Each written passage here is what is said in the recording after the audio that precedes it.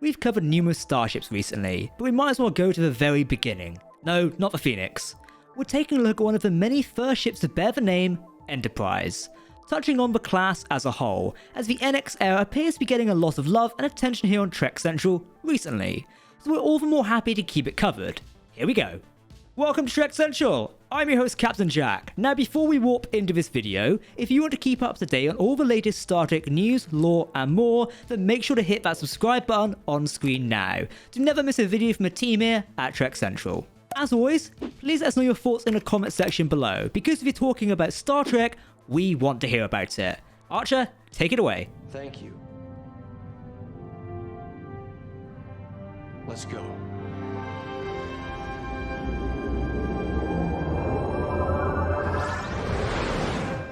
The NX-class ships were designated as Explorer-type vessels, coming in at 225 meters long.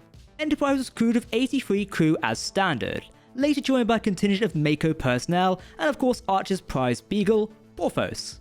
Coming in at 7 decks, designated by letters A through G, which is far more accurate than the vague numbering system that come into use on future starships, there were also 2.5 decks located between D and E. The ship itself looked like what would become a very standard design for Starfleet ships, a saucer section, somewhat of a secondary hull, and 2 warp nacelles. The ship somewhat had an Akira-class look to it from the 24th century, with the designs of the Akira perhaps looking back on old designs for inspiration. Defenses intended to be installed on the initial design were to include 3-phase cannons, plasma cannons, 4 forward-facing ventral torpedo launchers armed with spatial torpedoes, and polarized hull plating.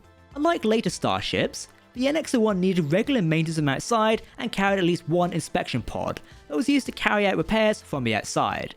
It is housed within a small bay in the ventral saucer section. The Enterprise was the first Starfleet ship to have a transporter system, but due to it being such a recent technological advancement, many of the crew were skeptical and used the shuttles, which required them to go through a lengthy decontamination chamber in case of bringing something back, which did necessitate a bit of a scene of a crew rubbing decontamination gel on themselves in their underwear. Yeah, that was a weird scene in Enterprise, I'm gonna be honest. 2 shuttle pods were on board the ship as essential auxiliary vessels before the transporter became the primary use of ship-to-surface transport. These pods were housed within launch bays. Capable of space and atmospheric flight, they had a capacity to carry up to 7 people, including the pilot. Its maximum speed? 1/4 impulse. The shuttles were armed with plasma cannons and spatial charges, and defended with polarized hull plating. They had 3 points of entry, a hatch on either side and an airlock on the dorsal hull, which could extend and create a seal around a port on another vessel. Also located within the launch bay is the grappler, which is lowered from one of the bays to target and fire from the extended arm. In 2152, the NX-01 had a quantum beacon device installed on the grappler for a period of time to help detect cloaked starships. The interior of the starship was very submarine-like, with some low ceilings in certain rooms, such as the ready room of the captain. Due to this being an early starship, there were no Jeffries tubes, so space between decks were hard to maneuver and not intended for constant use. The ship would have the usual rooms needed for the running of the ship, with a bridge, medbay, engineering, and so on. However, some interesting design elements of the ship included its armory and even command center, specifically installed for a mission into the Delphic Expanse, which allowed for more dedicated data analysis. I guess we could sort of compare this to a CIC just without the command functions, I don't know. The ship had a messal, which came with a simple protein resequencer, as replication technology had not been made by United Earth at this point. They could make potatoes, sandwiches, meatloaf and such, including at least 5 flavors of ice cream. However, there was a chef on board that could cook a variety of meals using foods fresh as fresh can be, from cryogenic storage for the crew galley. Did anybody notice he kinda looked like Commander Riker? Just me, okay. Now the interiors were designed by Hans Zimmerman, who visited the United States Navy fast attack submarines for inspiration, to mimic interiors while giving the sets greater freedom of angles than any other series.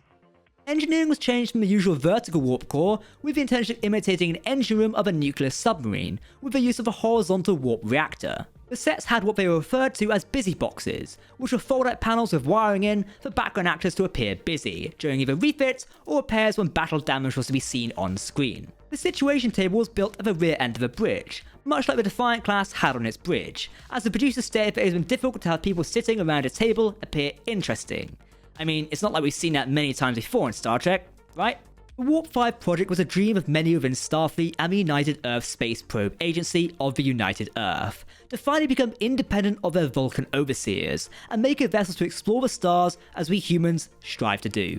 The main scientist of this project would be Zephyrin Cochrane, before he disappeared to find love with an alien cloud-like entity, Taskai and Henry Archer, father of one who would later become captain of the first Warp 5 vessel, Jonathan Archer.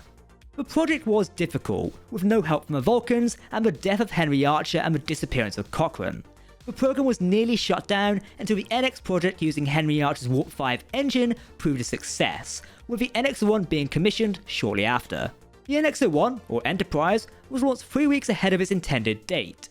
It wasn't able to hit maximum warp right out of space dock, as it hadn't yet been tested to reach its maximum potential. Therefore, they had to do it on the job over the course of their voyages. I mean, it is called a Warp 5 engine. Archer to engineering.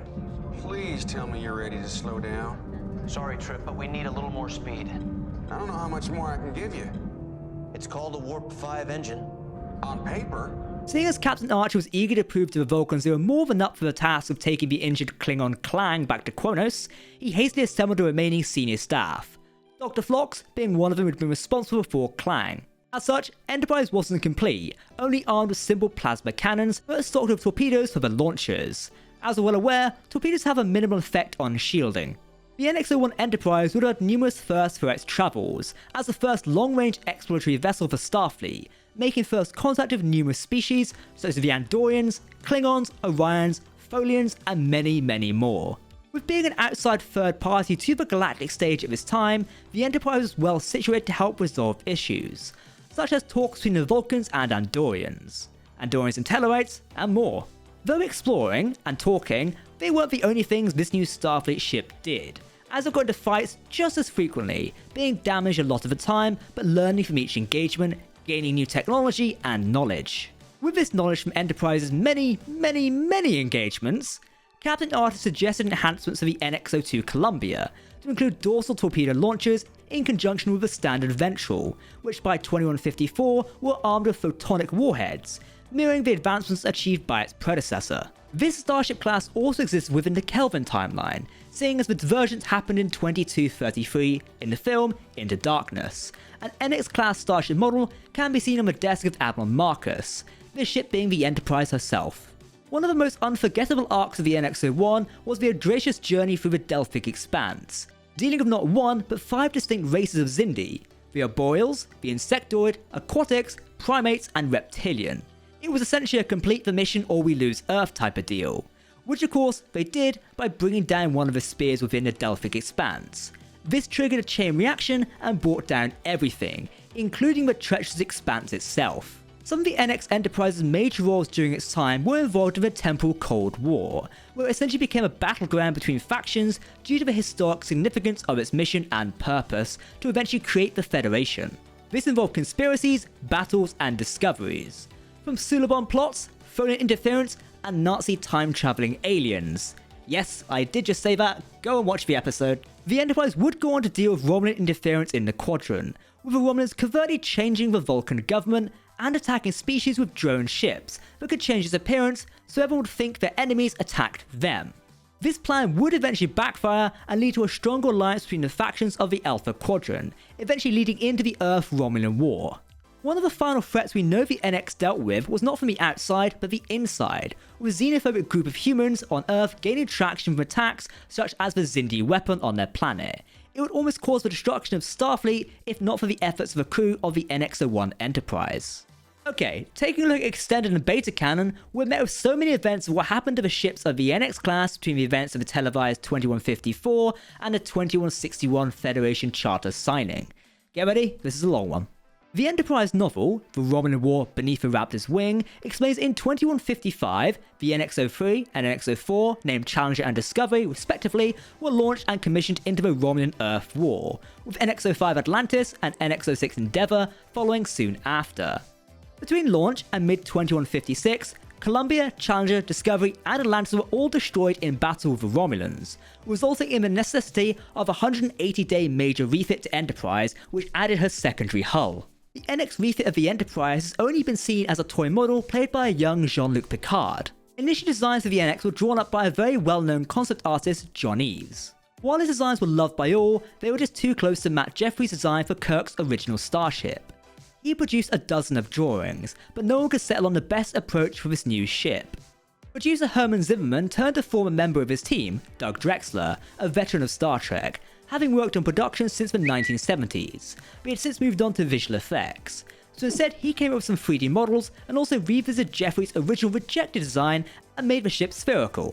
But no one was willing to lose the familiar saucer for it to be instantly recognizable as a Star Trek starship. The sphere would later become the iconic feature of the Daedalus and Olympic classes of ship. Of course, the NX took inspiration from a real-world space program. The man, the myth, the legend, scenic artist Mike Okuda chipped in with designs for the airlocks, which were closely modelled after the International Space Station. Drexler figured it would be maintenance intensive and would take a hardy breed of engineers to run. Some maintenance would be required to be done outside, a refinement that would come later on Kirk's ship that suggests that it is doable from the inside. Drexler recalls the process as painful and hair-raising, but there isn't a frivolous line on it. Every bit of it has purpose and is thought out. Drexler deliberately attempted to insert references to the original series USS Enterprise, such as the nacelle struts, which would have been a third longer, orange buzzard collectors, which after being overhauled by Rick Berman, wound up being red, like the TNG-era ships. Elements of the original that made into the finished design were the impulse drives at the rear of the saucer and the sensor dome on the underside. Alex Jager's design of the Akira-class starship provided some early inspiration and influenced the design direction of the NX-01, although significant changes were made to that ship, which would have been more common in the original series. The class ended up being designated NX by the producers, despite Drexler referring it to as an Enterprise class, keeping with the naval tradition of naming the class after the first vessel, which is commonplace within the Star Trek universe. Only CGI models were made for this ship. A high-res version included the televised shots and a low-res model for promotional shots and magazines, which did have minor differences such as smaller windows. But let's be honest, unless you're really looking, like we are, you're not really going to notice these things. If you did, then my hat tips to you if I had a hat. The idea was to be the ship ended up looking very different at the end of the series from when it began, but it would be constantly refitted with newer and upgraded technology. Whilst the ship had received internal upgrades, nothing was substantially changed, but it had stopped the VFX team reusing shots already made. Had the series been renewed for Season 5, Drexler had intended for the NX-01 Enterprise to undergo a major refit. The intention was for the warp field regulator section to just slide out and a new engineering hull would slot into its place, leaving the original part of the NX-01 sitting on top of a new section of the ship. Warp nacelles would be replaced by ones with covered warp field grills, to more closely resemble the beloved original Constitution-class Enterprise. Of course, the most important addition would be the secondary hull, that would be reintroduced, or introduced in this case, but traditionally situated with a deflector dish to complement the one already installed on the nose of the saucer. Curious they wouldn't just remove it and close the gap, but perhaps it would have been a secondary backup if the primary was damaged or otherwise offline. Starfleet do like their backups after all. In universe, it's possibly inspired by the standard dual features of long-range science vessels, such as the USS Voyager, which would make sense, as they are most likely to enter more hazardous anomalies and nebula, so having an auxiliary deflector array as a backup, or active in conjunction with the main dish, would be beneficial. The NX refit is a really amazing design, and it helps show how the NX-01 eventually became the USS Enterprise that they introduced in Trek all the way back in Star Trek the original series. Drexler had produced drawings for Pierre Drott, who built the original NX-01, and created a fully realised CG version, which he and Drexler dubbed the NX 1.5. He felt his ship had finally come of age, it finally looks like senior. I'm thrilled to see it evolving towards the original 1701. But that is a look at the NX-01 Enterprise. What do you think of this legendary starship? Would you like to see the refit version turn up on our screens sometime in the future? Let us know in the comments below. Hey, I mean, it could turn up in Star Trek Strange New Worlds, there's a possibility. If you want to keep up to date on the latest Star Trek news, lore and more, then make sure to hit that subscribe button to never, and I mean never, miss a video from the team here at Trek Central. You can also follow us on social media or join our community Discord server. For now, I've been Captain Jack, thanks for watching, and we'll see you next time. Live long and prosper, my friends. Goodbye.